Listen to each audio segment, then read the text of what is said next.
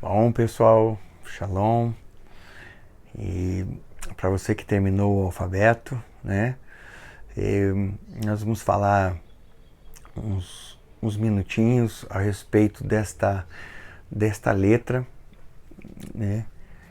Uma letra que hoje não existe mais no alfabeto moderno, né?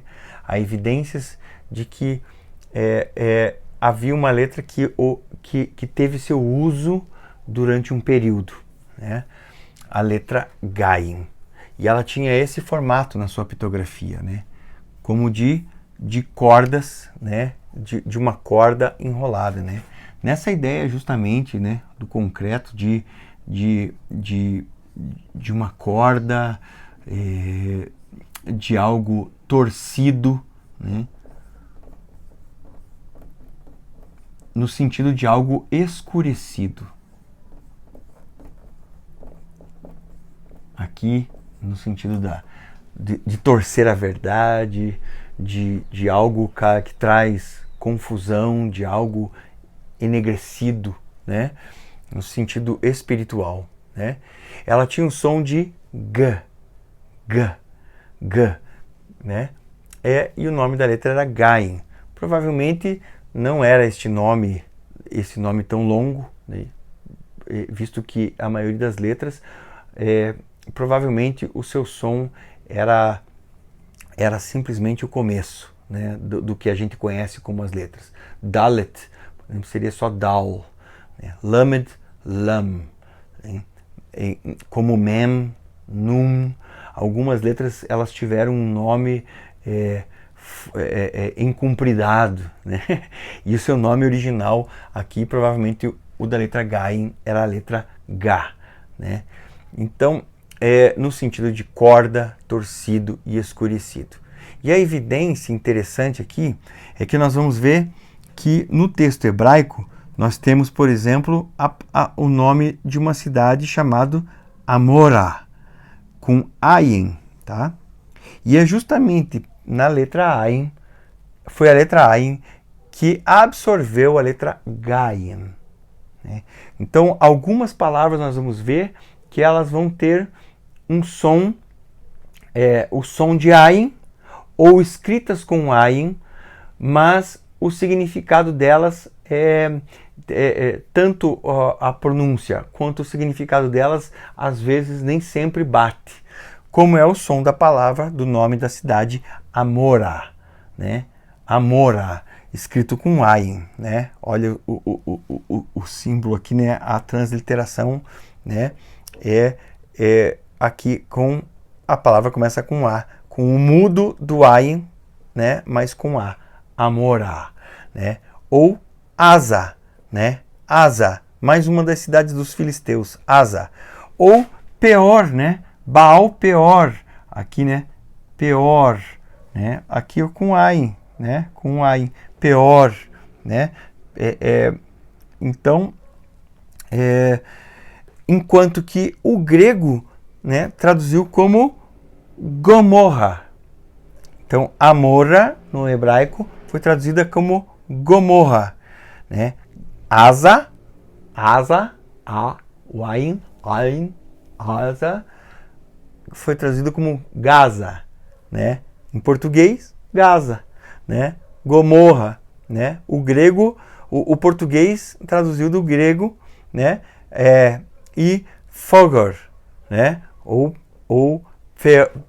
ficou Peor, né? Pegor, né? Aqui seria, algumas traduções em português está Pegor, né? Baal Pegor ou Fegor, né? E isso faz sentido, né?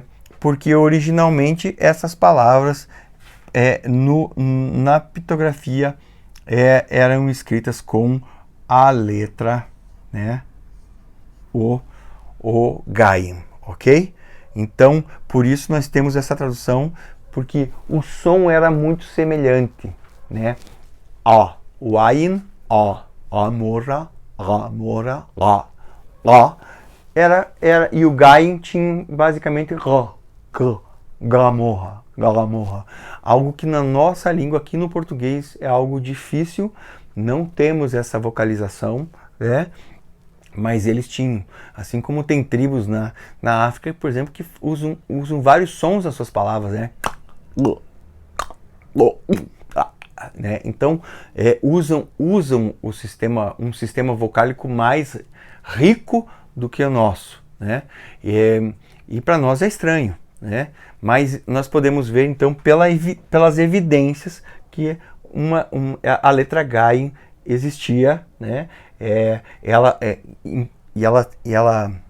foi encontrada, ela tem em algumas pedras e estelas, né? Ela foi encontrada, né? Mas acabou desaparecendo e sendo absorvida, né? Então, seria interessante a gente constatar, porque muitas vezes num estudo mais aprofundado linguístico, nós vamos notar que algumas coisas, por que tá com ayin em hebraico, um ayin, um som mudo, né? Mudo, mas a palavra foi traduzida como Gomorra, né? E não como Amorra, por causa da letra Gaim, né? Porque originalmente ela era assim. E nós vamos ver também que várias palavras escritas com ayin têm um significado, e isso é interessante. Todas as letras que começavam com o Gaim, elas tinham um significado mais obscurecido, né? Então, eu não vou escrever todas as palavras aqui, mas, por exemplo, a palavra Reá, né, escritas com ayin, mas ela tem duplo sentido. Ela pode ser amigo ou a palavra mal, né? Olha que interessante. Amigo, né, que é com o ayin, e provavelmente quando ela era com o gaim era outra palavra e significava mal, né? Infante, né? A palavra aol, né? Infante ou mal também, né? Yail, lucro ou bode, né? Então nós vamos vendo palavras aqui que significam, uma significa guarda, a outra significa o outro lado é resposta, como alguém que está indo de encontro com algo, né? If, né? Cansado ou escuridão, né? E assim por diante, nós vamos ter várias palavras que são escritas com ayin, mas que elas têm duplo sentido, né? Porque provavelmente quando o ayin assumiu, quando o ayin absorveu a letra gaim, ok? E nós vamos ver aqui, né? Então o gaim, que é símbolo de uma corda, né? E aqui o reish, né? Que é o símbolo do homem, né? Uma cabeça de homem, né? Então aqui o gaim significando torcido, algo torcido, né? Mas homem, né? Homem torcido, né? Homem homem escuro, né? Ou escuro no sentido não da pele escura, mas aqui no sentido de alguém que, né? Interiormente, né? E aqui é a palavra gar, né? Gar, que significa inimigo. O homem torcido, né? O homem que está distorcido, o homem que está, né? Então, inimigo, gar, né? Ok? Encerramos, portanto, né, o alfabeto. Aqui hoje você teve um plus, né? Uma aula a mais antes de fazermos a nossa aula, né? A nossa aula bônus, que seria que vai ser quando vamos falar a respeito de Gênesis capítulo 1, versículo 1. Vamos ler Gênesis capítulo 1, versículo 1 no hebraico, né? E obrigado por você ter assistido até aqui, que você realmente possa ter sido grandemente edificado. Assista os vídeos quantas vezes forem necessárias, faça suas anotações. Você que está estudando, começando no alfabeto, né, no alfabet, são aulas para iniciantes, né? Nós estamos começando, nós não estamos falando aqui de gramática, não estamos entrando nada assim, mas na questão de vocabulários e começarmos falando do significado das letras também, o que é algo que eu acredito que enriquece demais o nosso vocabulário, nossa leitura bíblica, né? Que você continue sendo tremendamente edificado, muita shalom sobre a sua vida e até o próximo estudo. Shalom.